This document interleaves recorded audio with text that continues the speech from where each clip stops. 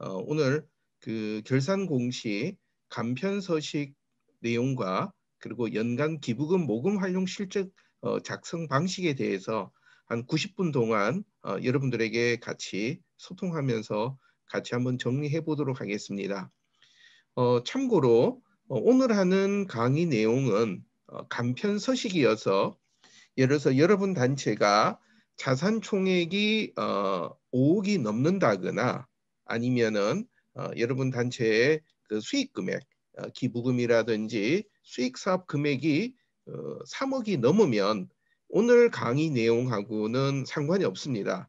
그래서 만약에 이제 그런 경우라면 여러분들이 유튜브에 그 지난 4월 9일 날 강의한 내용, 표준 서식으로 했던 내용들이 올라와 있으니까 그 내용 여러분이 참고하시면은 되겠습니다.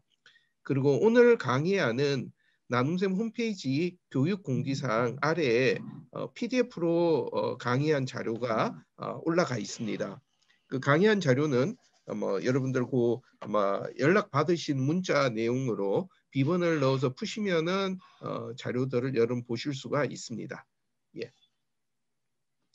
그러면은 오늘 이제 본 내용으로 들어가도록 하겠습니다. 먼저는 지난번도 늘 하면서 한번 설명드리는 부분인데 올해 들어와서 지난 12월 그리고 2월, 3월 상속세 및 증여세법, 법인세법 시행령, 시행규칙들이 계속 여러 가지 부분이 바뀌어져 있습니다. 그래서 올해 3월 달과 4월 달에 여러분들이 작업하시면서 좀 혼선이 있었던 경우도 많이 들었습니다. 그래서 지금은 기본 내용으로 먼저 그 여러분들이 보셔야 될 내용 중에 세법 개정된 내용 중에 여러분하고 좀 직접 관련되는 부분, 뭐 다른 부분도 있지만 이번에 신고 보고하는 내용 중심으로 먼저 좀 말씀을 드리겠습니다. 공익법인 등에 대한 명칭이 이번에 세법이 개정되면서 뭐 단일화됐다 그럴까요? 좀 더 복잡해졌습니다. 혹시 지금 컴퓨터에 그 음소거 안 하신 분은 음소거 좀 부탁드립니다.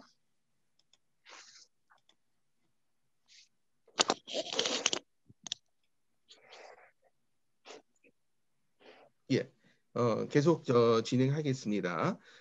작년까지는 우리가 공익단체 기부금 영수증 받고 하시는 분들은 기본적으로 법정 기부금 단체, 지정 기부금 단체 뭐 두 가지 용어로 보통 썼고 또 소득세법 따라서는 기부금 대상 민간 단체라고 하는 용어들을 주로 사용했습니다. 그래서 이러한 단체들을 우리가 전체를 통틀어서 이 경우들을 공익법인 등이라고 그동안은 표현을 해왔습니다. 그런데 이 단체명이 이번에 바뀌면서 2021년부터는 법정기부금 단체, 지정기부금 단체, 그러니까 법인세법에 따른 공익법인들을 공익법인이라고 명칭을 바꿨고요. 소득세법에서는 기부금 대상 민간단체들을 공익단체라는 용어로 그 내용을 변경시켰습니다. 잠깐만요. 저기 소리가 지금 계속 들리는 부분이 있어서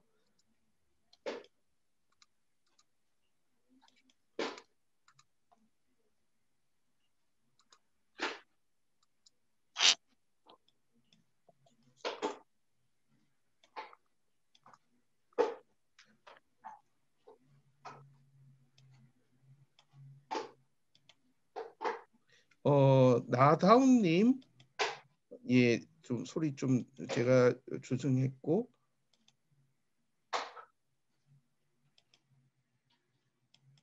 아마 혹시 이걸 켜놓고 안 계신 분들이 아마 이제 소리가 나온 것 같습니다.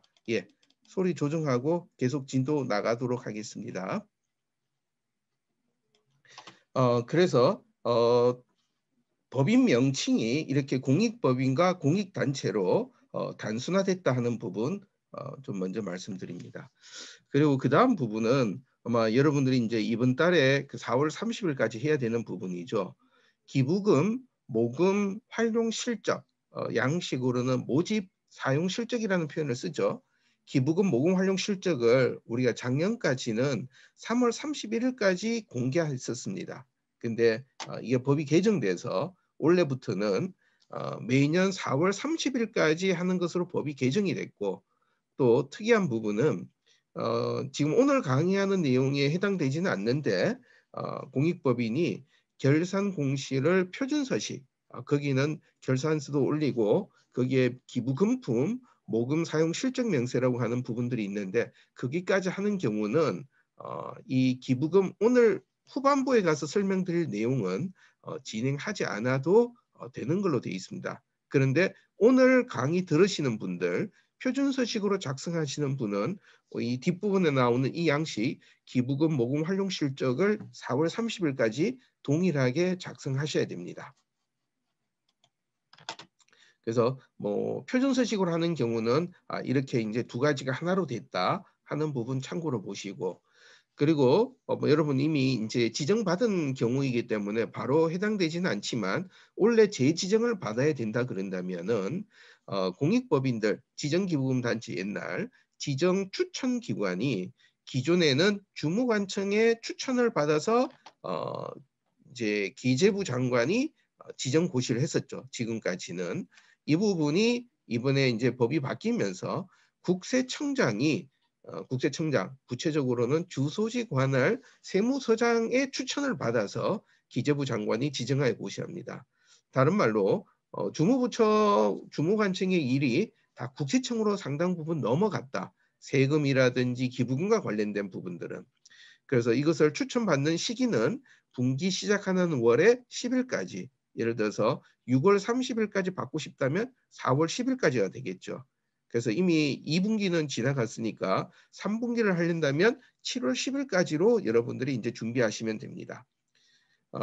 비영리 민간단체, 이제 지정기부금 단체 말고 소득세법에 따른 경우는 여전히 행안부 추천을 받아서 진행되고 있습니다.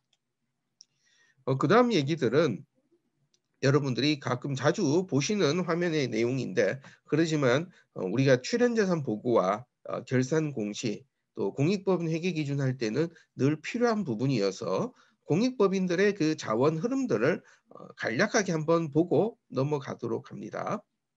공익법인의 자원 흐름은 기본적으로 회비를 받아서 움직이면 이 회비는 단체의 운영비, 그리고 모든 어떤 용도든지 제한 없이 사용할 수가 있죠.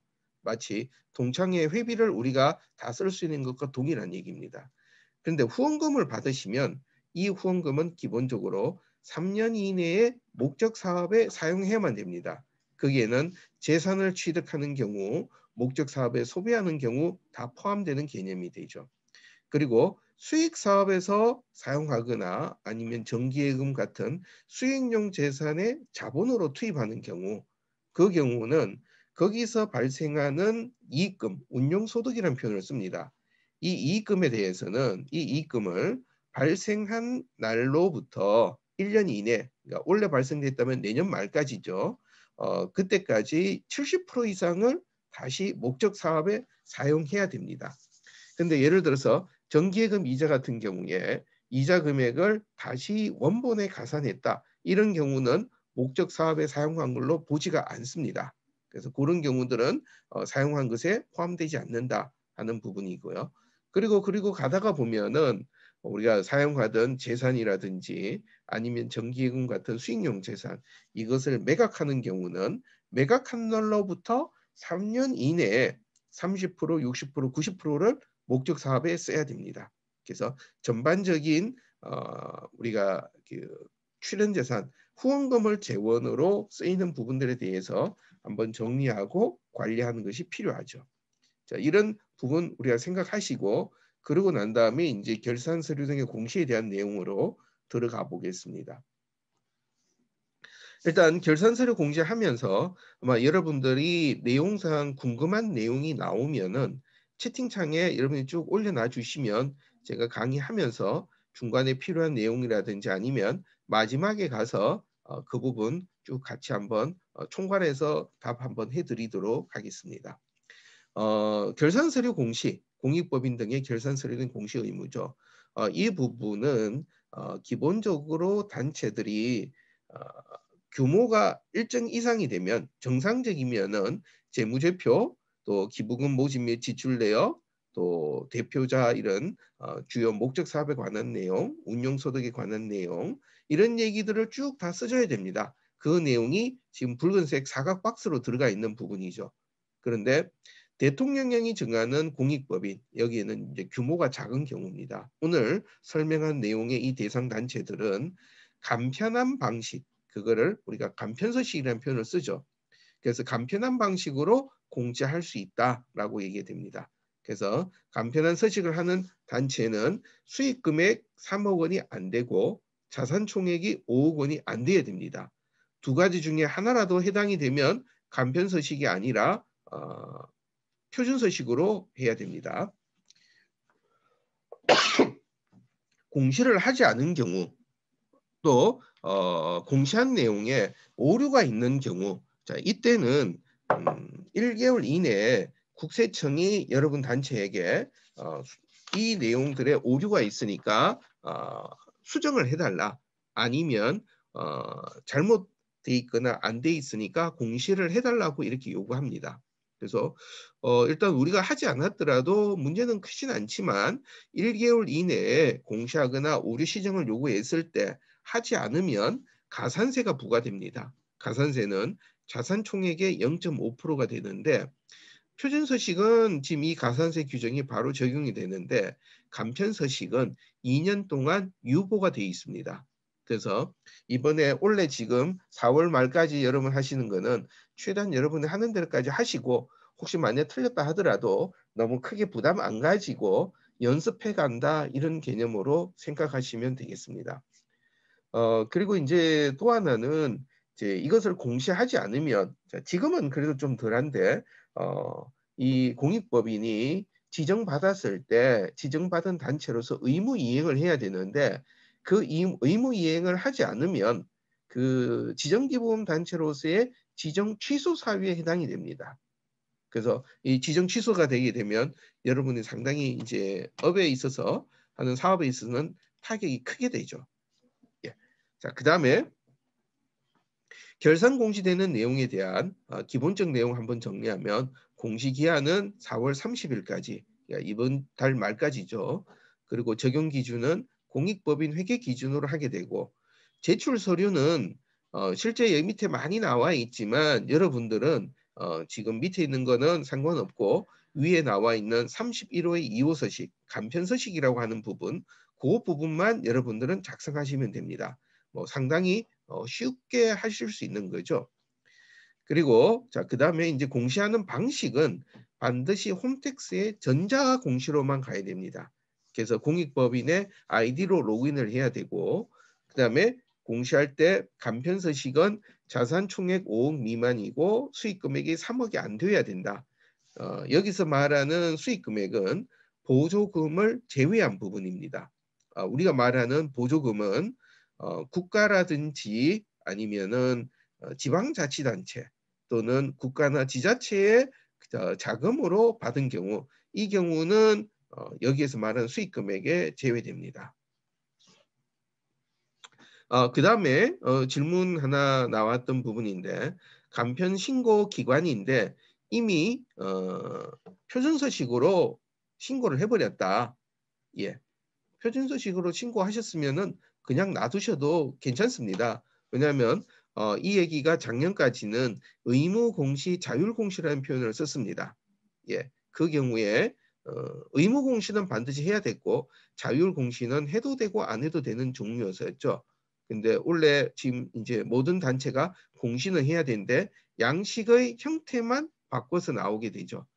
그래서 이미 여러분들이 간편서식으로 신고했다면은 표준서식으로 했다면 그냥 놔둬도 되고 간편서식으로 굳이 해야 되겠다면은 원래 간편서식으로 또 새로 다시 한 번 더 하셔도 되는데 굳이 그렇게 이중으로 하실 필요가 있을까 하는 생각은 듭니다.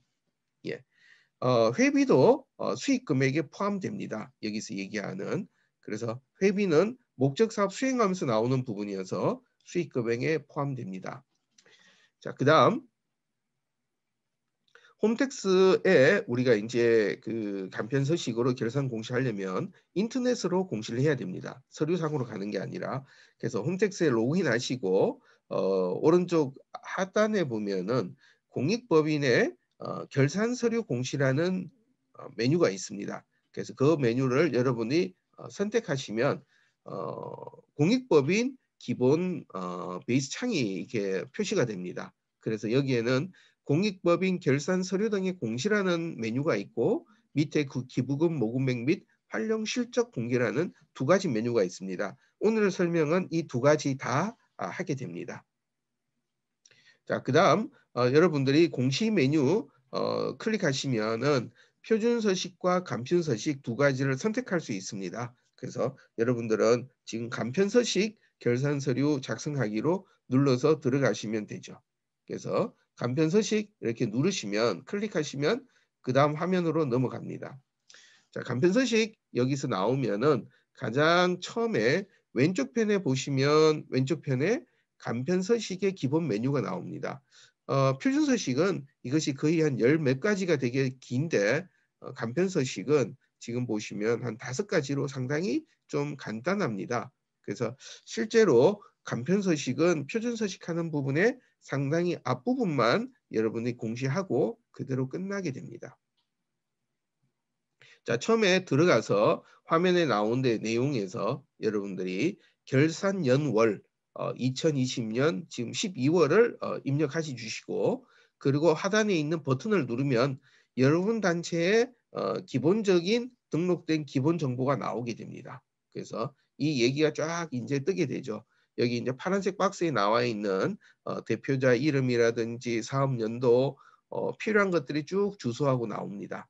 그러면 여러분들은 공시 구분해서 이것이 정기 공시다 하는 부분 표시해 주시고 그리고 설립 연월일을 표시해 주시면 됩니다. 예를 들어서 단체가 설립 등기가 있으면은 등기부를 여러분 보시면 설립 연월일이 나오는데 예를 들어서 비영리 민간단체 등기를 안 한 시민단체는 설립 등기 날이 없습니다. 그럴 때는 여러분 단체의 창립 총회 날짜를 설립 연월일로 보시면 되겠습니다.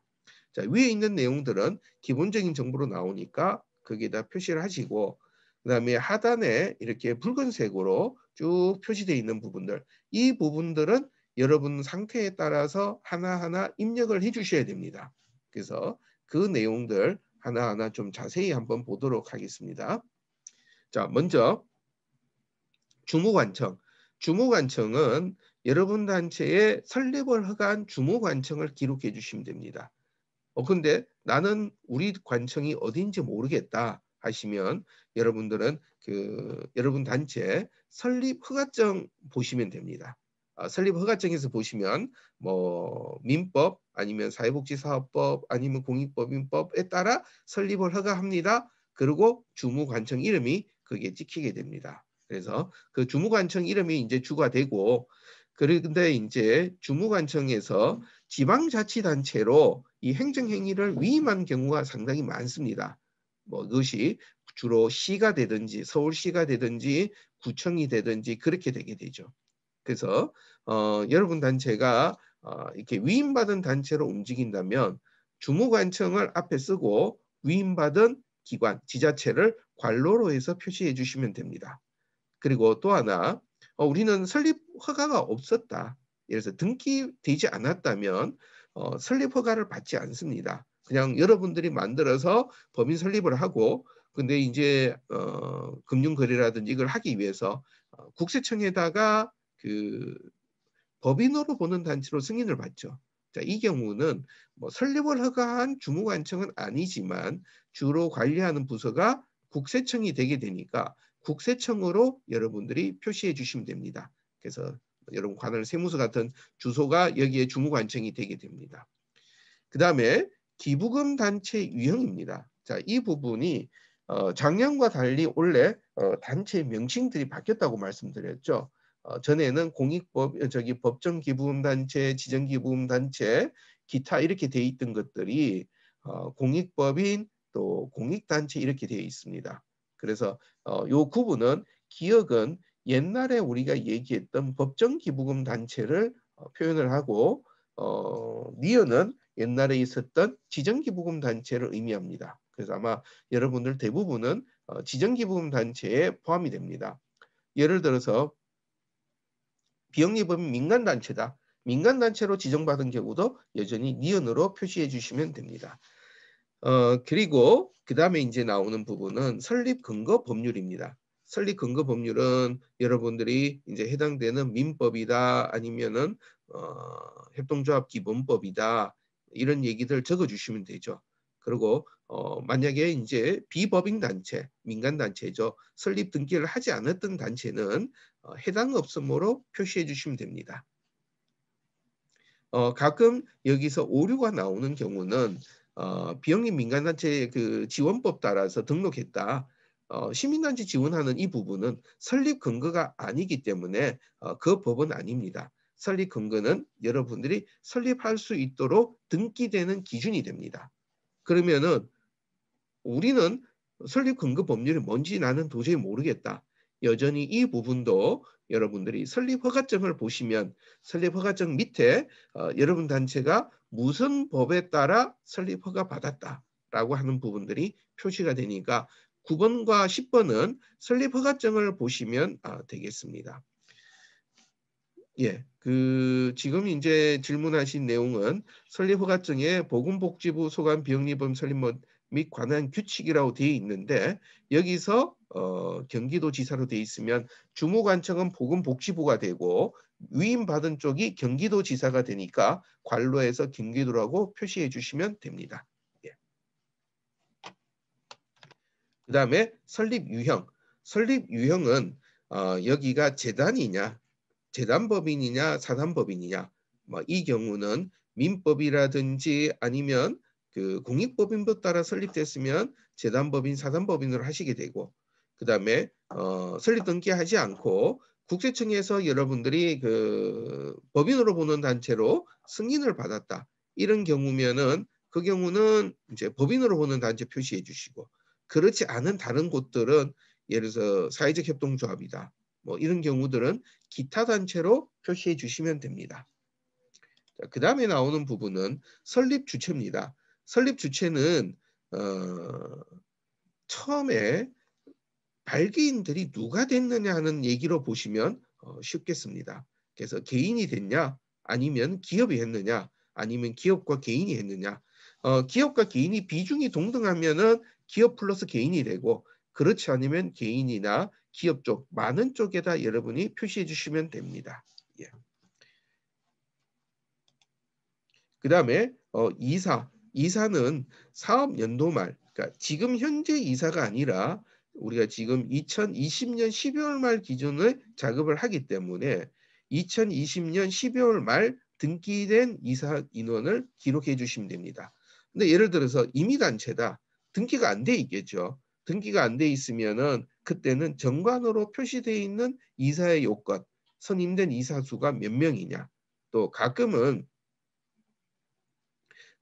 이런 내용들을 여러분들 하시다 보면 시민단체 같은 경우는 이사란 표현을 안 하고 운영위원이든지 아니면 집행위원이라고 하든지 실행위원회 그러니까 명칭이 이사가 아니라는 얘기를 하게 됩니다.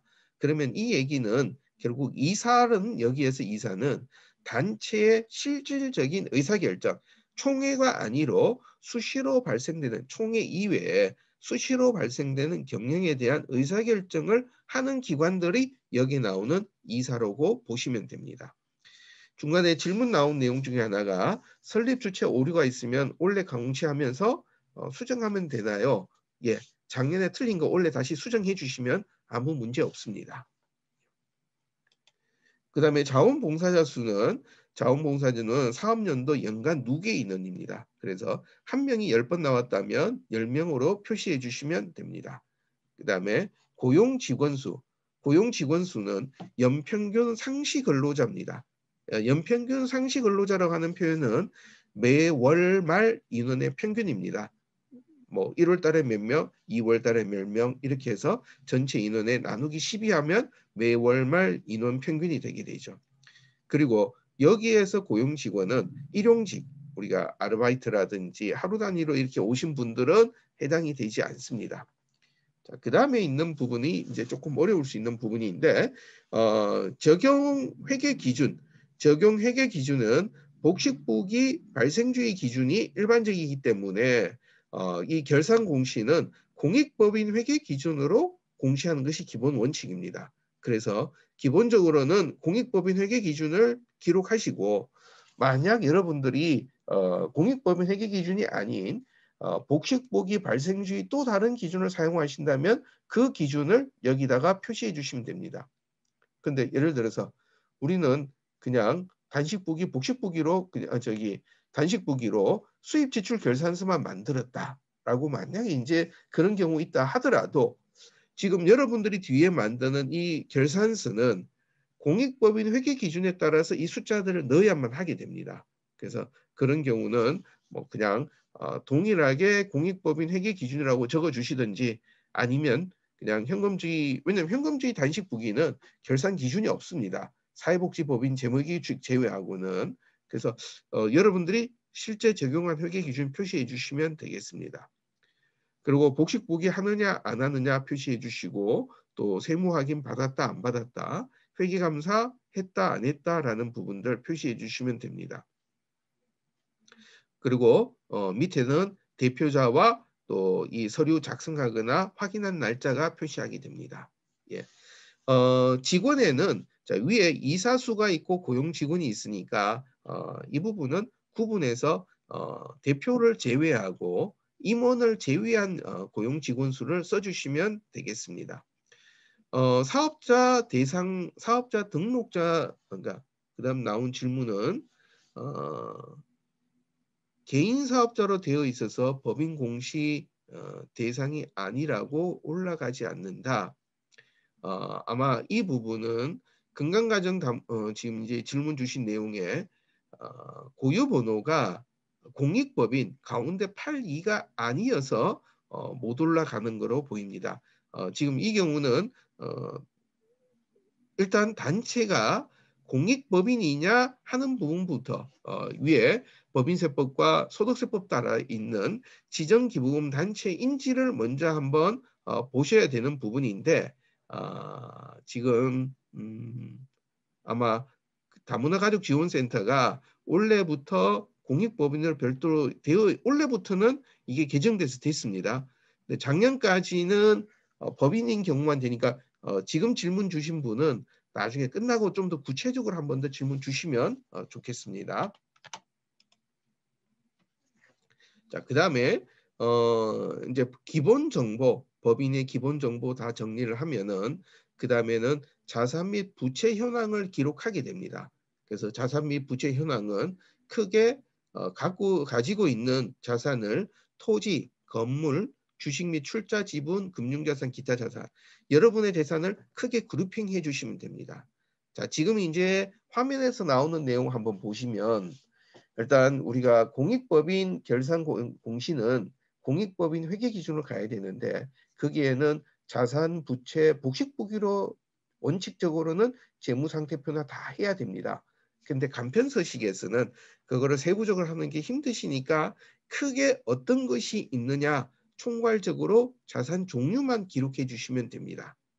그래서 여기에는 토지, 건물이 들어가고 그 다음에 주식 내 출자 지분은 우리가 어떤 다른 회사에 아니면 사회적 협동조합에 이런 출자금 이런 부분들 갖고 있을 때 지분을 갖고 있을 때 표시해 줍니다. 그리고 그 다음에 나오는 금융자산은 현금, 현금성 예산, 또 펀드라든지 또 저축성 보험, 국채, 회사채 등 유가 증권들을 들어갑니다. 국공채가 해당이 되죠. 지분증권을 제외한 것이 금융자산으로 분류가 됩니다. 나머지들은 다 기타 자산으로 포함합니다. 그래서 여러분들이 사무실 임차보증금이나 아니면은 복사기 거래하시면서 복사기 같은 부분들 여러분들이 뭐 보증금 넣고 움직이는 경우가 있죠.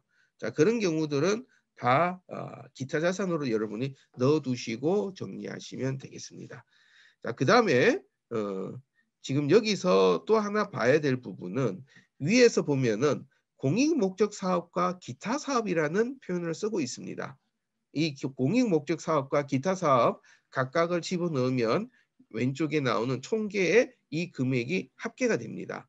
그래서 그런데 이제 여기 공익법인 회계 기준을 하면서 원칙으로는 회계 단위 간의 내부 거래는 통합 작성할 때 제거하고 가야 되는데 지금은 여기에서 여러분들 그게 이제 쉽지 않은 부분이니까 그리고 소규모로 할 때는 이 내부 거래 이 부분 정리할 방법은 없으니까 그 부분은 기타 자산에서 조절해 주시면 되겠습니다.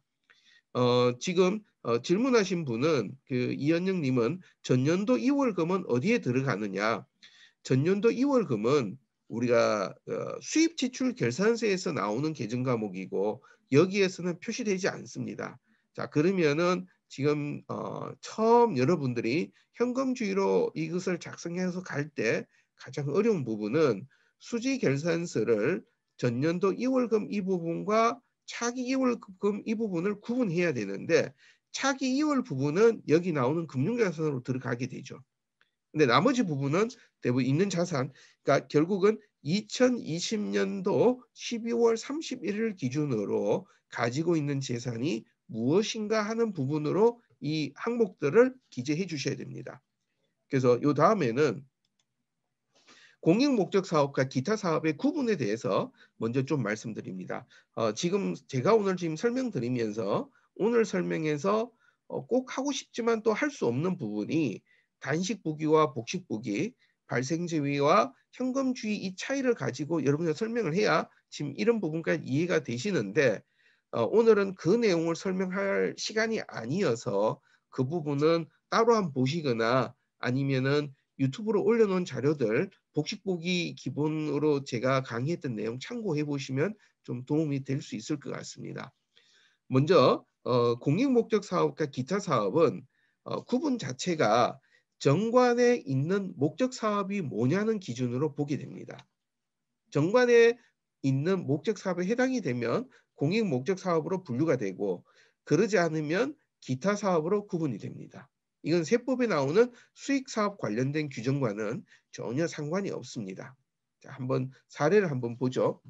예를 들어서 복지법인이 취약계층이 어떤 그 주거 환경 개선 사업으로 저렴한 비용을 받고 주택 임대 사업을 시행하는 경우, 자 이때는 이 복지법인이 주택 임대 사업을 할 때는 임대료를 받는 게 중요한 게 아니라 취약계층 누가 들어와서 임대인으로 그러니까 임차인으로 들어오느냐 우리가 임대한 결과 취약계층 주거 환경 개선에 도움이 되느냐가 주 내용입니다. 그렇다면 여기서 말하는 임대 사업은 취약계층 주거 환경 개선 사업의 한 방편이죠. 임대 사업 자체가 중요한 게 아니라 그러니까 임대사업 자체의 내용이 결국은 주거환경 개선 사업과 바로 연결된다는 얘기입니다. 근데 이에 반해서 장학재단이 장학금 재원 조달용으로 임대사업을 시행하는 경우는 여기는 누가 들어오는 것은 전혀 상관이 없습니다. 그것이 장학생 대상이든지 아니 일반 기업이든지 우리가 임대해서 받았던 임대 수익으로 목적 사업에 쓸 수 있으면 문제가 없다는 얘기죠. 자, 이런 경우 사회복지법인이 하는 이 주택 임대 사업은 정관에 나와 있는 목적 사업에 해당이 되니까 공익 사업, 목적 사업으로 분류가 되고 장학재단이 하는 임대 사업은 기타 사업으로 분류가 됩니다. 그래서 다시 말하면 똑같은 임대 사업이지만 그것이 정관에 나와 있는 목적 사업이냐 아니냐 따라 다릅니다. 가끔은 또 질문 나오는 내용이 우리 정관에 보면 목적 사업이 1호, 2호, 3호 쭉 나오다가 위 사업을 수행하기 위해서 수익 사업을 시행할 수 있다. 이것도 정관에 있으니까 수익 사업이지 않느냐라는 말씀을 하죠. 근데 우리가 말하는 그 수익 사업은 수익 사업 자체가 목적이 아니라 제한적으로 목적 사업에 도움되는 범위 내에 있으면 인정이 됩니다. 그래서 그러한 수익 사업 하려면은 주무부처 승인도 받고 해야 되죠. 그래서 우리가 정관에 나와 있는 앞부분에 나와 있는 목적 사업이 주 사업이다라고 보시면 되죠. 근데 이제 법인세법 기준으로 보면 우리가 말하는 공익 목적 사업의 일부 부분이 수익 사업에 해당되는 경우도 있습니다. 자, 이 얘기는 우리는 목적 사업으로 하는 건데 세법상 보니까 그것이 뭐 돈을 받고 또 계속적으로 하는 사업이다 보니까 수익 사업이라고 얘기할 수 있다는 얘기죠. 그래서 공익 목적 사업도 수익 사업 들어갈 수 있다. 또 법인세법상에 나오는 수익 사업은 이것과 다르다라는 얘기를 우리가 할 수 있는 얘기가 됩니다. 수익용 사업, 수익용 재산 이거는 당연하게 이제 기타 사업으로 분류가 되게 되죠.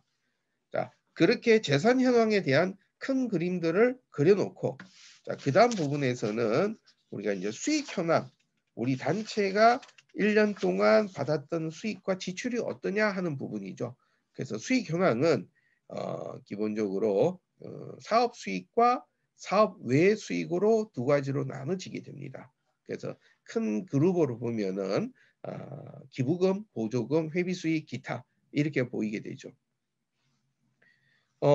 그러면은 자 지금 여기에 기부금, 보조금, 회비수익, 기타 기타라고 하는 부분들은 우리가 목적 사업하면서 프로그램 등록비라든지 이런 경우들이 들어옵니다.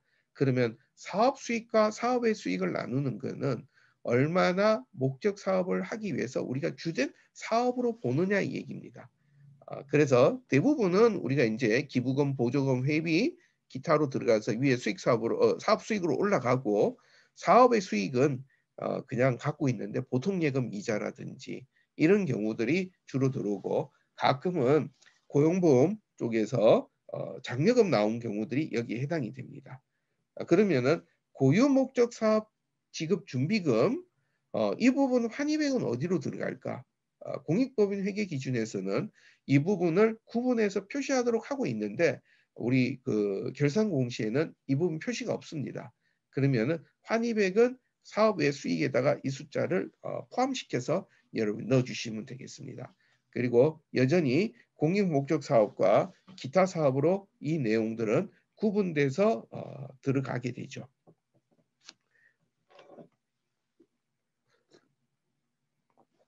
그 다음에 기부금 대상 민간단체는 공익법인이 아니어서 결산 공시를 하지 않아도 되는 건가요? 앞부분에서 말씀드린 같이 우리가 공익법인이라고 되는 쉽게 얘기하면 기부금 영수증을 발행할 수 있다 하면은 결산 공시를 해야 됩니다.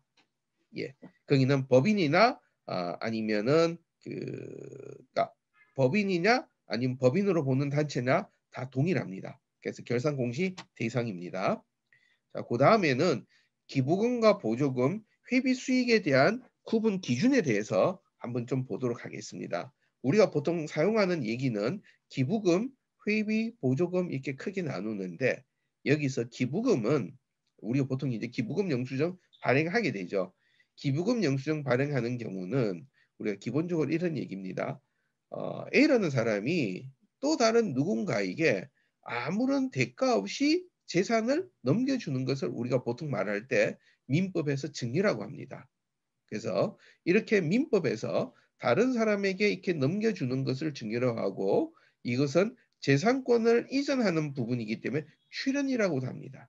그래서 증여, 출연은 같은 얘기고 우리가 세법상 얘기하는 기부금, 후원금도 동일합니다. 이 네 가지에 다 공통된 얘기는 자발적인 의사로 타인에게 재산을 수여하는 행위입니다. 그러다 보니까 이 부분은 어떤 의무, 우리가 정관의 회비로 규정했다. 이거 상관없이 우리는 얘기 안 했지만 상대방이 스스로 돈을 냈다. 그러니까 우리가 상대방에게 돈 내라고 강제할 수 없다면 이것은 다 기부금이 되겠죠. 그리고 더불어서 어떤 모금회, 사회복지 공동 모금회, 과보의 나눔 이런 쪽에서 받은 것도 민간 부분에서 들어온 것들은 우리는 다 무상으로 증여받은 거기 때문에 이 부분도 기부금으로 분류가 됩니다. 회비, 회비는 어떤 특정한 조직의 구성원들이 단체 운영 경비를 분담하는 개념입니다. 그래서 여기에는 의무적으로 내는 금액들, 이 부분들이 회비로 들어갑니다. 그리고 이 부분은 위에 기부금이 자발적인 부분인데 회비는 의무적이라는 부담이라는 관점에서 기부 행위와 다릅니다. 자, 그런데 이제 우리가 이렇게 있다가 보면 회비라는 명칭과 후원금, 기부금이 막 이제 혼재됩니다. 가장 대표적인 게 후원회비라는 명칭으로 돈을 받았다. 그러면은 이거는 후원금인가 회비인가라는 고민이 되죠. 자, 여기에서 우리가 판단할 부분은 이것 자체가 명칭이 어떠냐는 것은 전혀 중요하지 않습니다.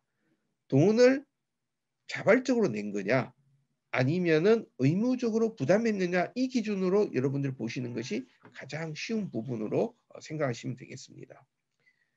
그 다음에 나오는 보조금, 간접보조금 이 부분은 위에 나와 있는 증여, 회비 등은 민간 부분에서 민법을 기초로 이루어지는 쪽입니다. 근데 보조금은 공공 부분에서 국가 이외의 자가 국가가 아닌 쪽이죠.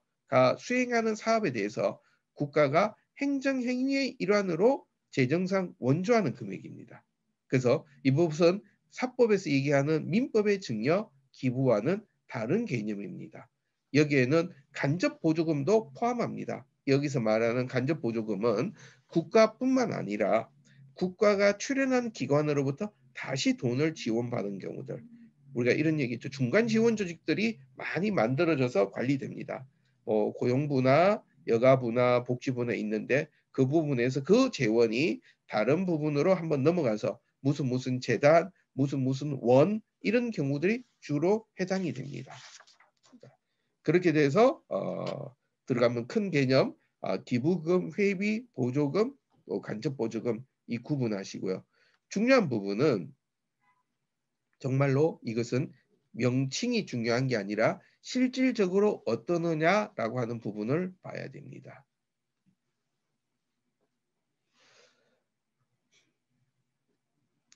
그 다음에 이제 질문 나와 있는 법인은 기부금 단체로 등록되어 있지 않고 산하에 있는 기관이 기부금 단체로 되어 있는 경우, 자, 이 경우는 산하에 있는 기관이 기부금 단체로 가는 경우는 두 가지 경우 생각해 볼 수 있습니다. 전혀 법인격을 다르게 가는 경우가 될 수 있고, 또 하나는 산하 기관이 사회복지라든지 복지시설 쪽에 있는 게 이렇게 나올 수 있는데, 이 부분은 조금 더 구체적으로 전체 강의 끝나고 이 부분 질문을 좀 다시 해주시면 좋겠습니다.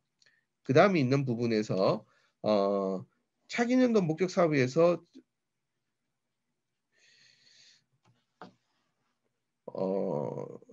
성선원님이 주신 질문인데 목적 사업에서 그러니까 여기에서 넣었던 정기예탁금이 여러분들이 장학재단 같이 갖고 있는 돈을 정기에 넣어서 나오는 이자를 가지고 사업을 하겠다. 그러면 이것은 사업 수익이 됩니다.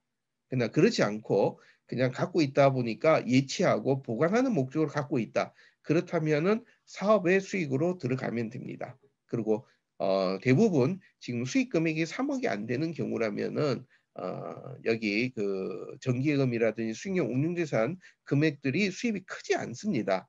그렇다면 그걸 갖고 사업을 하는 것이 쉽지 않다고 본다면 공익 목적 사업으로 넣어주셔도 괜찮습니다. 그리고 기부금은 영수증 발행과 상관없이 자발적으로 내는 경우 모두가 다 기부금이 됩니다. 예, 제가 중간에 지금 나오는 질문들을 대답을 하다 보니까 지금 조금 이제 가야 되는 진도가 조금 이제 그 시간이 좀 지체가 되고 있는데 일단 해주시면은 필요한 부분들은 제가 바로 답을 하는데 가능한 강의 좀 끝내고 뒷부분에 가서 마무리하면서 답을 드리도록 하겠습니다. 자, 이 구분에 대한 얘기들 쭉 말씀을 드렸고, 자, 그러면은 요 얘기들이 되면은 그 다음에 이제 그 비용, 우리 지출했는 비용인데 아마 이 부분도 여러분들이 좀 고민을 많이 하셔야 될 부분입니다. 자, 여기에 공익 목적 사업, 기타 사업 나누는 건 앞에와 동일합니다. 그 다음에 있는 부분은 사업 수행 비용, 일반 관리 비용, 모금 비용 이 부분은 아마 여러분들이 지금 처음 보시는 분들도 계실 겁니다. 요 다음에 요 구분에 대한 얘기들 먼저 하게 될 겁니다. 지금 여러분 화면에서 보신 같이 지금 결산서가 여러분이 단식부기로 만들었다 하더라도 수익과 지출을 이런 그림 구조로 만들어서 여러분 표시해 주시면 이것으로 공익법인 결산 공시의 주 내용들은 대부분 어느 정도 설명이 됩니다. 그리고 여전히 사업 비용과 사업 외 비용으로 나눠지는데 고유 목적 사업 지급 준비금 1,200원 여러분의 사업 외 비용으로 포함시켜서 하시면 되겠습니다. 그 다음에는 사업 수행 비용, 일반 관리 비용, 모금 비용, 기타 이 부분을 가지고 한번 좀 보도록 하겠습니다. 자, 공익법인에서는 사업 비용을 목적 사업 결과냐 아니면 기타 사업에 있냐 따라서 그 부문에 따라서 공익 목적과 기타 사업 부문으로 나눠서 가게 됩니다. 그리고 1차적으로 구분은 하나는 활동 성격에 따른 기능별로 어떤 역할이냐 또 지출한 성질이 어떤 역할이냐 이런 구분으로 먼저 나누게 됩니다. 지금 이게 무슨 말인가 이제 생각하실 텐데 예를 들어서 여러분들이 장학 단체다. 학생들을 불러서 장학 사업을 장학금을 지급하고 또 학생들에게 필요한 어떤 소양 교육을 진행한다 이렇게 한번 생각해 보죠. 학생들을 불러서 소양 교육한다면서 내부 어떤 좋은 강좌를 만들었다. 강좌를 하려고 하다 보니까 외부에 장소를 빌렸습니다. 그럼 대관료가 지급이 되겠죠.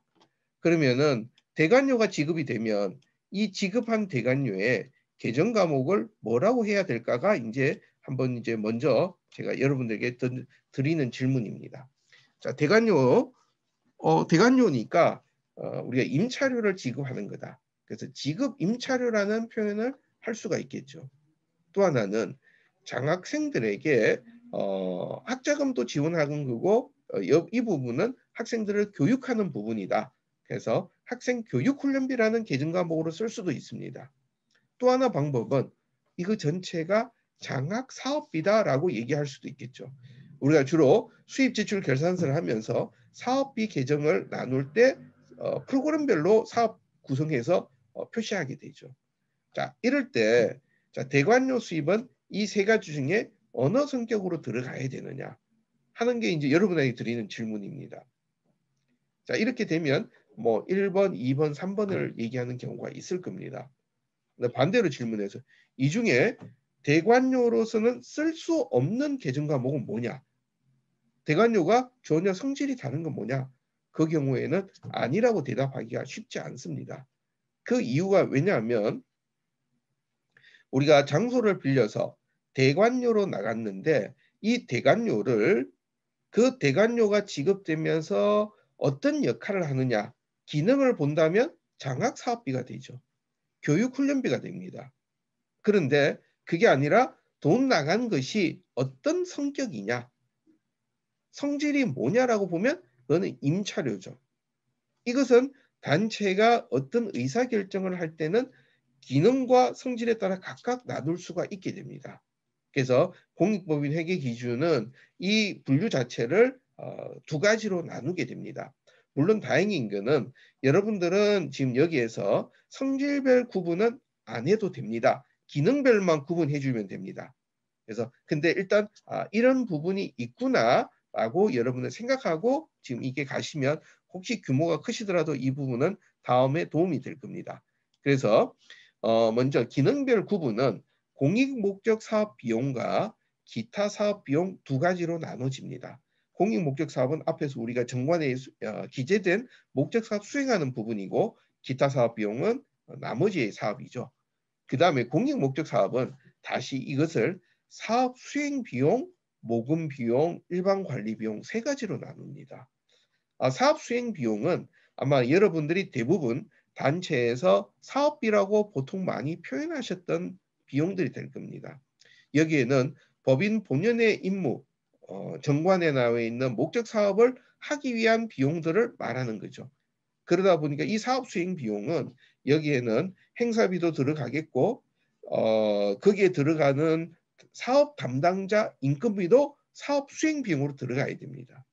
가끔은 우리가 보면은 뭐 대부분의 지금 시민단체들이 결산서를 보면 사업비에는 인건비나 관리비용 나머지 비용 다 빼고 직접비만 사업비로 들어가는데 여기서 말하는 사업 수행은 사업 담당자의 인건비, 사업을 하면서 필요했던 여러 가지 모든 간접 경비도 다 들어가는 개념이 됩니다. 모금 비용, 모금 비용은 모금 홍보라든지 그러니까 신규로 모금을 하거나 아니면은 이제 후원자의 밤이나 이런 모금 행사 또 기부자들에게 우리가 소식지를 보내거나 이런 얘기들이죠. 결국은 우리에게 기부금을 내는 사람 신규가 됐던 아니면 기존에 있던 후원자들 이 사람들에게 계속 소통하고 필요한 정보들을 나누고 또 때로는 기부금을 우리가 CM에서 갖고 올 때 CM에서 수수료 이런 것들까지도 다 모금 비용이 됩니다. 일반 관리 비용 여기는 기획, 인사, 재무, 감독 등 단체를 관리하는 일반 관리 비용인데 사업 수행, 모금 비용에 들어가지 않는 비용이 일반 관리 비용이 되겠습니다. 그리고 분석적 정보로서는 그 성질러 보는 거는 위에 있는 내용을 다시 분배, 인력, 시설, 기타 비용으로 더 세분화해서 보게 되는데 요 부분은 여러분들이 표준서식에서는 여기까지 분석적 정보는 안 하셔도 됩니다. 그래서 위에 나와 있는 사업 수행 비용, 모금 비용, 일반 관리 비용이 뭐냐라는 부분이죠.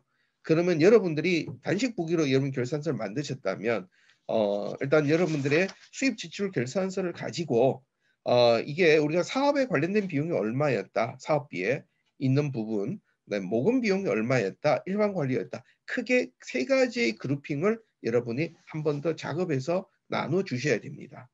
자, 이게 아주 중요한 부분은 또 그 다음에 나오는 얘기와 숫자가 서로 일치돼야 되게 됩니다. 자, 그 다음 얘기를 또 넘어가 보죠. 자, 그렇게 이제 사업 비용을 나누고 나면 그 다음에 왼쪽에 보면 4번이 되죠. 공익 목적 사업 세부 현황 이제 마지막입니다. 공익 목적 사업 세부 현황은 먼저 1번에다가 정관에 나와 있는 고유 목적 사업의 주요 업무 실적 향후 계획 등을 여기에 쭉 서술해 주십니다. 이거는 정관에 기재된 내용으로 여러분이 기재해 주시죠. 그리고 우린 앞으로 어떻게 하겠다 이런 얘기들 여러분이 설명해 주시면 됩니다. 그 다음에 두 번째 사업 내용 부분은 여러분 단체에 해당되는 사업 내용을 쭉 다 기록해 주시는 부분입니다. 그래서 사업 내용은 여러분의 복수 하나가 아니면은 복수로도 체크가 가능합니다. 그리고 나머지는 여러분들 쭉 보시면은 대부분 설명들은 보시는 대로 이해가 될 부분입니다. 그 다음에 사업 대상은 아동을 대상이냐, 청년을 대상으로 하느냐, 아니면은 뭐 일반인이냐, 노인이냐, 결국 여러분이 주 하는 사업 대상자를 설정을 하고 사업 지역 국내냐, 국외냐, 또 전국 단위냐, 아니면은 뭐 개별적이냐. 근데 여기서는 하나 이상은 꼭 체크를 하셔야 됩니다. 그래서 만약에 해외 사업 없다 그러면은 여러분이 해당 없음이라는 표현을 체크해 놓으셔야 되는 부분입니다. 자, 위에서 나오는 부분들 이렇게 돼 있는데 자, 가끔은 또 이제 여러분들이 우리 이런 사업도 하고 이런 사업도 하고 막 이렇게 표시를 하게 됩니다. 근데 표시는 많이 해놨는데 뒤에 가서 이 다음 화면입니다. 이 다음 화면은 그러면 그렇게 여러분이 주요 사업되는 내용이 뭐냐라는 것들을 크게 세 가지는 대표적인 사업은 표시를 하고 나머지는 총으로 이렇게 올라가게 되죠. 그러면은 여러분들이 지금 뭐 예를 들어서 한 개, 두 개 해놓고 여기 한 개, 두 개 표시하면 상관이 없습니다. 그런데 이제 여러분들 저기는 표시는 엄청 해놓고 여기에 열거는 된 게 별로 없다. 그러면은 그거는 이제 좀 앞뒤가 안 맞는 부분이죠. 그래서 최소한 위에 표시한 내용들은 밑에 나와야 된다. 그리고 그것이 세 개가 초과된다면 밑에 이제 4번으로 그 외 사업으로 이제 총칭해서 나갈 수가 있게 됩니다. 자, 공익 목적 사업별 실적에 대해서 이제 먼저 처음 보면은 코드가 있죠. 코드는 앞에서 우리가 봤던 처음에 선택했던 그 얘기들을 이렇게 코드로 선택하게 되어 있습니다. 그래서 여러분이 주로 해당되는 사업에 대한 내용을 여기에서 코드로 정리해 주시면 됩니다. 코드로 정리해서 선택해 주시면 그 코드 값이 들어갑니다. 그러고 난 다음에 사업명이 뭐고 1년 동안 사업 수행하는 사업 비용은 얼마나 들었고 또 사업 지역은 어디다 이런 내용들 여러분이 기재해 주시면 됩니다. 이런 내용으로 1번, 2번, 3번 기재해 주시면 밑에 합계 금액이 자동으로 뜨게 됩니다. 그리고 사업이 많다면 나머지 4번에다가 여러분들이 나머지 그 외 사업 개수 몇 개다, 또 사업 수행 비용 얼마다 이렇게 기재해 주시면 되죠. 그렇게 되면은 저기에 이제 하단에 사업 수행 비용 합계 금액이 나옵니다. 근데 이 금액은 앞에서 보셨던 여러분이 입력하셨던 비용 현황의 사업 수행 비용 총계와 일치가 돼야 됩니다. 아까 제 사업 비용 화면에 이렇게 입력한 데가 있었죠. 저기 나와 있는 저 숫자와 틀리면 여러분이 입력하면 오류가 나오게 됩니다.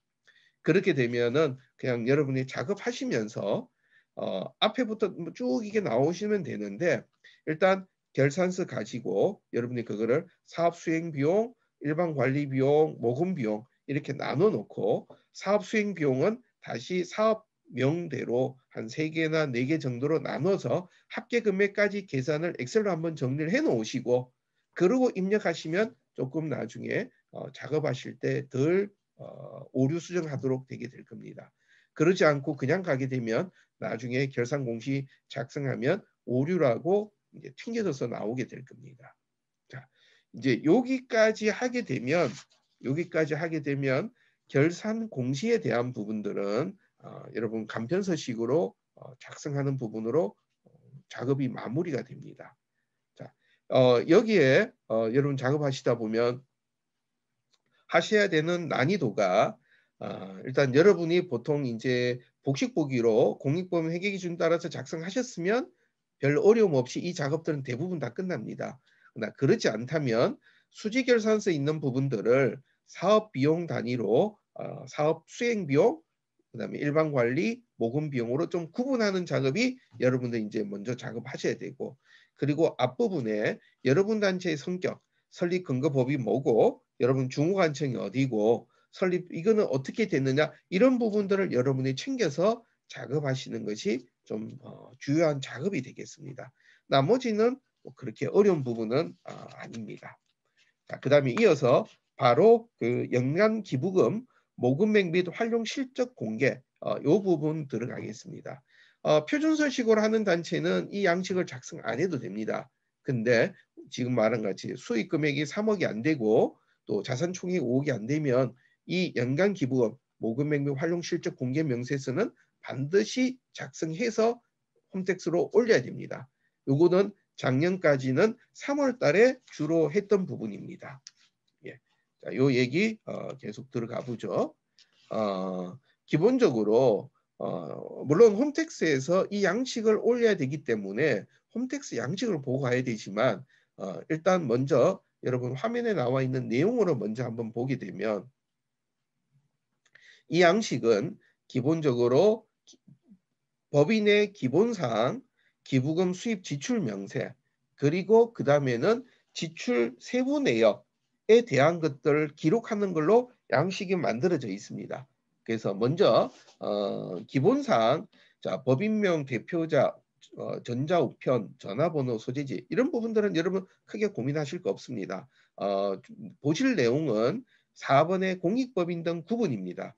4번의 공익법인 등 구분은 민법상에 있는 비영리법인, 여기에는 사단법인, 재단법인이 해당이 되고, 어린이집, 사회적 협동조합, 그리고 대부분은 다 기타로 되게 될 겁니다. 그래서 만약에 소득세법에 따른 비영리 민간단체, 여기는 기타로 표시해 주시면 되겠습니다. 그 다음에 기부금 수입 지출 명세에서는 여러분들이 2월 금액과 그 다음에 월별로 기부금 수익과 지출로 들어갑니다. 자, 요 얘기들은 뒤에 가서 제가 좀 더 다시 한번 해봐야 되는 얘기인데, 결국 여기서 나오는 수입 지출 이런 얘기들이 출연재산 보고했던 내용과 다 서로 연관이 됩니다. 자, 그 얘기들은 뒤에 가서 좀 더 설명을 드리고 하고 있고요. 그 다음에 거기서 지출한 금액에 대한 세부 내역입니다. 뭐 언론에 작년에 좀 많이 얘기들이 나왔던 상황이죠. 여기 나오는 부분들은, 자, 기부금 지출 명세에서는 크게 국내 사업과 국외 사업으로 나눠집니다. 근데 보면은, 자, 박스가 항목이 아래 위 두 가지로 되어 있습니다. 지금 보면 연도별도 있고 지출 월별로도 있습니다. 자, 그런데 먼저 여러분들이 작업하실 것은 기본적으로 연도별에 그 직업 목적별로 구분한 것을 먼저 기재하셔야 됩니다. 왜? 여기서 만드신 모든 금액들이 우리 앞에 지출 금액과 일치돼야 됩니다. 그래서 연간 지급 목적별로 기재하고 한 개 단체에 연간 1,000만 원 이상 지급한 경우는 그때는 단체명, 지급 목적, 수혜 인원, 금액을 별도로 다 기재해 주셔야 됩니다. 그리고 여기서 말하는 수혜 인원은 누계 인원이 아니라 우리 앞에서 자원봉사자는 누계로 갔었죠. 근데 수혜 인원은 한 명이 5번 받았다. 그러면 수혜 인원은 그대로 한 명으로 들어가게 됩니다. 그 다음에 대표 지급처. 이제 여기에서는 연간 이제 1,000만 원 이상이 안 되는 경우 그냥 소액으로 여러 군데 돼 있다면 지급 목적 지출 월별로 돼 있는 것 중에서 가장 큰 대표 지급처를 기재해 주면 됩니다. 예를 들어서 대표 지급처를 사실상 알 수가 없는 경우 예를 들어서 거리에서 무료 급식 사업을 했다. 근데 누가 갖고 갔는지 대표 지급처도 알 수도 없죠. 이런 경우는 대표 지급처를 공란으로 둘 수는 있는데 지급 목적과 인원은 반드시 기재를 해 주셔야 됩니다. 자, 그렇게 돼서 이렇게 그 연도별 지급 목적별로 이 부분을 먼저 여러분 쭉 해주시고 그렇게 되면은 거기 나와 있는 하단에 나와 있는 금액 합계 이 부분은 연도별 지급 총액 합계는 기부금 수입 지출 명세서상에 있는 지출 총액과 먼저 반드시 일치돼야 됩니다. 그래서 여러분 결국 지출 항목을 어떻게 나눌 거냐라고 하는 부분으로 먼저 표를 먼저 한번 정리해 놓으셔야 되는 거죠.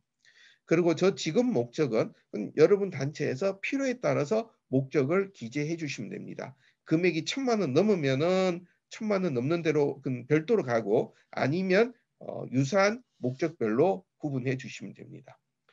그 다음에 이렇게 연도별 이게 끝나면 그 다음에 지출 월별로 지출 명세서에 또 다시 한번 기재합니다. 그래서 위에 붉은색 박스로 나온 부분들이 거기에 해당되는 내용입니다. 그래서 이 내용들은 월별로 들어가니까 양이 상당히 많습니다. 그래서 이것은 엑셀로 하나하나 등록할 수 있도록 국세청에서 제공하는 엑셀 양식을 활용하시면 여러분들에게 도움이 됩니다. 그리고 보다가 보면은 매월 같은 목적으로 동일인에게 지급하는 경우에는 자, 예를 들어서 독거노인들에게 생활비를 우리가 매달 20만 원씩 지급한다. 뭐 이런 경우 있겠죠. 1월에도 나가고 2월에도 나가고 3월 계속 나갑니다. 이런 경우는 지출 월별에다 기재 안 하고 연도별, 지급 목적별 밑에 있는 그 박스에만 기재하셔도 상관이 없다는 얘기입니다. 그러니까 그 얘기는 지출 월별은 100%다 기재되는 것이 아니라 월별로 서로 다른 것들은 들어가는데 동일한 목적으로 간 것, 동일은행이 지급된 거는 밑에 하단에 지급 목적에서 그대로 들어가주면 된다.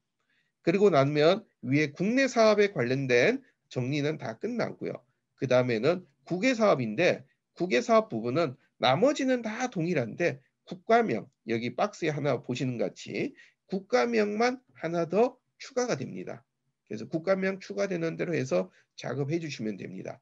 자, 지금 말씀드린 내용들은 이제 그 양식에 있는 내용으로 그냥 여러분들 이 양식 한 페이지짜리인데 실제는 페이지가 여러 개 나오겠죠. 이거 작성하는 내용들에 대한 설명이었고요. 그 다음에는 이제 홈택스에서 한번 직접 들어가 보죠. 홈택스에서는 아까 앞에서 보셨던 그 화면에서 바로 밑에 있는 화면 기부금 모금액 및 활용 실적 공개 메뉴 이쪽을 선택해서 들어갑니다. 선택해서 들어가면 여기는 메뉴가 상당히 간단하죠. 아까보다 더 간단합니다.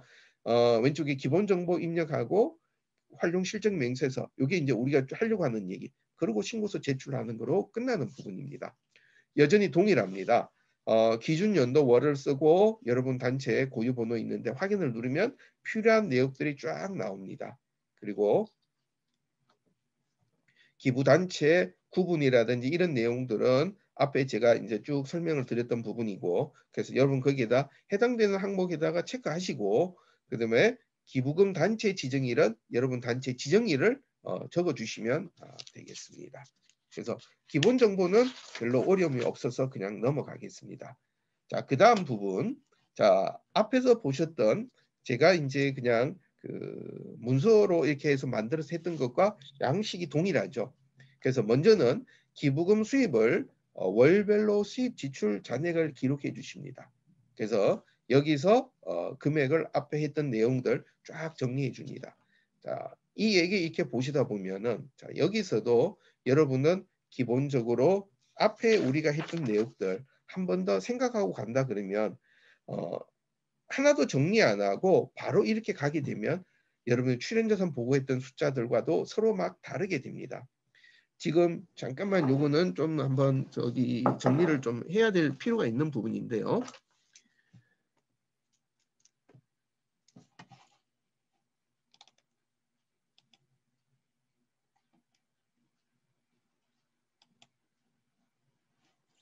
자, 지금 있는 거에서 한번 보게 되면은 지금 요 숫자 우리 처음에 우리 봤던 부분입니다. 이 부분은 작년도에 2월 됐던 금액하고 일치돼야 됩니다. 그러니까 작년도에 여러분들이 보고한 숫자와 일치돼야 되는데 만약에 틀렸다 하면 어떻게 할 거냐? 뭐 일단 그거는 뒤에 가서 한 번 더 말씀드릴게요. 일단 기본적으로는 전기 2월 금액과 반드시 일치돼야 됩니다. 나머지 부분은 이렇게 쭉 수익 금액과 지출 금액이 쭉 이제 기록이 되게 되죠. 이거 딱 기록하게 되면은 그 다음 부분에 요 부분이죠. 자, 원래 수익 금액 이 부분은 앞에서 제가 잠깐 한번 말씀드렸는데 이 부분은 여러분들이 출연재산 보고했던 부분, 출연재산 보고했던 단기 수익 금액하고 이 부분은 일치돼야 됩니다. 그리고 여기 나와 있는 이 지출 금액은 똑같이 이번에 우리가 출연재산 보고할 때 지출했던 금액과 일치가 돼야 됩니다. 이게 틀리게 되면은 국세청 내부에서는 서로 크로스 체크하면서 뭔가 오류가 분명히 나중에는 여러분 차이에서 설명을 해야 됩니다. 그리고 여기 나와 있는 이 금액은 여러분이 출연자산 보고하고 출연자산 보고는 왜 3년치 이렇게 쭉 가면서 단기 미사용하고 내년으로 넘어가는 2월 금액과 일치돼야 되게 되죠.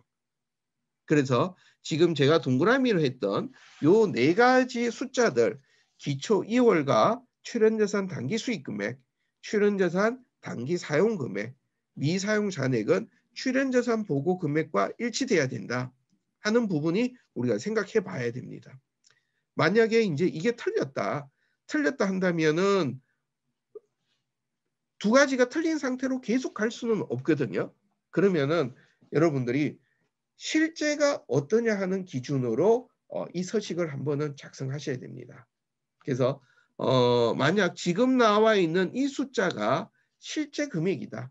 우리 현재 기부금 받아서 후원금 통장에서 아직 사용 안 하고 남은 금액이다 하면 이 금액으로 결산서를 맞춰야 됩니다. 그럼 예를 들어서 출연자산 잘못됐다? 그럼 출연자산도 한번 수정해서 신고 들어가야 되고 그 다음에 여기 나오는 것 같이 기초 2월 금액이 잘못됐다. 기초 2월 금액이 잘못됐다 그러면 이 기초 2월 금액에 대해서도 여러분들이 작년 거를 한번 수정해 주셔야 됩니다. 물론 이게 올라가게 되면은 뭐 국세청에서 나중에 틀렸다고 오류 얘기 나오겠지만 우리가 실제가 뭐냐는 것을 관리해 가셔야 돼요. 이게 틀린 상태로 계속 가면 이 뒤에서 보이겠지만 우리가 출연재산 기부금과 관련돼서는 3월 달에 출연재산 보고하는 것도 있고 여름 결산서도 있고 공익법인 결산 공시도 있고 그 다음에 연간 기부금 모금액 활용 실적 이것도 있고 한데 이 숫자가 다 다르면 결국은 밖에서 볼 때는 야 여기가 기부금 관리를 제대로 하는가 하는 의문이 들게 되죠. 그렇기 때문에 이 부분은 관리를 해야 됩니다. 이런 과정들이 막 나오다 보니까 단체에서 고민은 야 그걸 어떻게 하냐 돈에 꼬리도 없는데 라는 얘기가 이제 그 다음 얘기 나오죠. 그렇게 되면은 그냥 뭐 할 수 있는 방법은 이제 이 회계라든지 재정 관리가 잘 되면 상관이 없는데 그게 잘 안 된다면은 여러분들이 통장을 아예 구분해서 쓰시는 거죠. 회비 통장 따로, 후원금 통장 따로, 보조금 통장 따로. 그래서 그 통장에서 쓰고 남은 금액이 우리 연말에 기말하고 동일하게 가야 된다는 얘기죠. 가끔 말씀하시는 내용 중에 하나가 지금 여기 나오는 이 금액 기말 금액이 마이너스가 난다는 얘기를 하시는 분들이 있어요. 마이너스 나는 이유가 왜 나냐 하면은 마이너스 나는 이유는 수입은 기부금만 들어갔고 이거는 기부금만 들어갔는데 지출 쪽에는 단체가 갖고 있었던 보조금으로서 썼던 거, 수익사업 운용소득으로 썼던 것까지 막 넣어버리면 여기가 마이너스가 나오게 되죠. 우리 여기서 생각하실 때 생각해 본 거는 기부금이라는 거는 들어와서 통장에 돈이 있어야 지출할 수가 있습니다. 그러다 보니까 이 기부금 이쪽 부분은 마이너스가 났다면 여러분들이 뭔가 지출 항목에 기부금이 아닌 것도 포함되어 있다. 다른 말로 여기는 보조금은 들어오면 안 된다는 얘기입니다. 수익 사업에 나오는 운용소득도 여기 들어오면 안 된다는 얘기가 되죠. 그 부분 여러분들이 이 양식 작성하시면서 꼭 지켜주시면 그러면은 이 양식 작성하는데 큰 어려움은 없을 겁니다. 예. 자, 그다음 이렇게 이제 수입하고 지출 내역들을 기록해 놓고 그다음 국내 사업의 지출 명세 앞에서 그 밑에 하단에 나왔는 부분이죠. 근데 이제 앞에서 말씀드렸던 것 같이 이 부분은 자 화면을 딱 열면은 이렇게 기부금 모집 지출 명세서에 지출 월별 지출 명세, 지금 목적별 지출 명세 이렇게 화면이 두 가지로 나눠져 있습니다. 윗부분이 지출 명세가 되어 있는데 여러분들이 작업하실 때는 하단에 있는 지금 목적별 지출 명세부터 먼저 작업하셔야 돼요. 그래서 이 부분은 먼저 하나하나 여러분이 지금 목적별로 이거를 기록해 줍니다. 1,000만 원 이상 되는 것들은 개별로 넣고 나머지는 대표적인 사업 목적별로 들어갑니다. 그래서 사업연도 기록하고 지금 목적이 뭐다 기록하고 수혜 인원은 몇 명이고 지급액은 몇 명이었고 그다음에 대표 지급처 기록하고 그다음에 등록하기 버튼을 누르면 하단에 이렇게 등록한 내용이 밑에 뜨게 되죠. 그래서 여러분이 입력하고 내용이 잘못됐으면 내용 삭제하고 다시 입력해 주시면 됩니다. 자, 요 내용으로 우리가 전체 사업비, 전체 지출된 기부금으로 지출한 사업비를 다 씁니다. 자, 여기에서 여러분들이 수혜 인원 이렇게 되어 있다 보니까 지금 목적은 반드시 수혜자만 되는 거냐? 여기에는 여러분 단체의 사업비들 또 자산 취득한 것까지도 다 들어갑니다. 앞에 처음 제가 화면에 말씀드린 같이 공익법인은 기부금을 받아서 사업비로 쓸 수도 있고 사업에 필요한 재산을 취득할 수도 있고 수익용 재산으로 들어갈 수도 있고 이렇게 되니까 각각의 경우들을 다 기재해 주시면 됩니다. 자, 그렇게 지금 목적별 지출 내역들 다 기록하시고 난 다음에는 지출 월별 지출 명세를 작업하셔야 됩니다. 이 지출 월별은 지출 연도별로 지금 저렇게 보시는 것 같이 하나하나 입력하면서 여러분이 넣으실 수도 있습니다. 지출 연월, 지급 목적, 지급 건수, 지급 금액, 대표 지급 증명 이렇게 기재하실 수도 있고 아니면은 여러분들이 엑셀 서식을 내려받아서 작업해가지고 이 서식을 불러오기 위해서 전체로 올리는 방법도 가능합니다. 그래서 엑셀 서식 내려받은 내용을 한번 보시면 국내 기부금 지출 명세서는 저렇게 나오죠. 지출 날짜, 지급 목적, 지급 건수, 지급 목적이 금액이 얼마고 지급 처명이 어디냐까지 여러분들이 쭉 정리하시면 되겠죠. 그래서 이렇게 엑셀로 다 모아서 엑셀로 모은 것을 저 왼쪽에 국내 사업 기부금 지출 명세 엑셀 불러오기 화면으로 올려주시면 이제 그 다음에는 이제 이런 화면이 이제 나옵니다.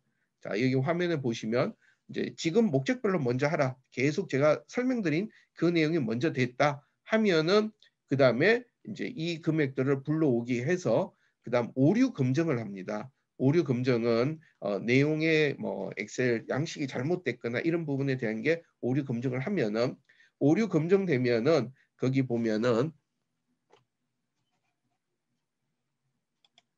나중에 보면은 오류가 나오면 여기 오류 자료가 있습니다.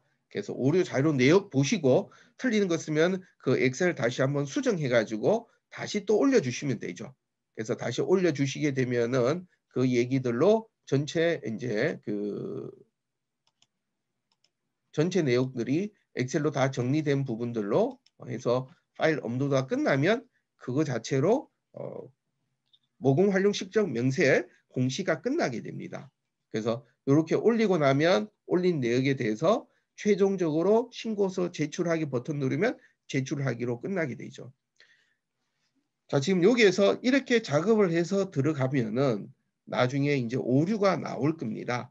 오류가 나오면은 여기 오류 조치 방법 보기 버튼이 있는데 실제 이 오류 조치 방법 보기 버튼에 나온 예시 사례들은 주로 표준 서식이어서 아마 여러분들하고 직접 관련은 안 될 겁니다. 간편 서식에는 해당이 안 되는 내용들이니까 일단 오류 나온 데대로 여러분이 잘못된 거 고쳐서 쭉 하시고 그러고 난 다음에 신고서 제출하기 버튼 누르시면 그거 자체로 전체 뭐랄까 이 신고서 제출은 끝나게 됩니다.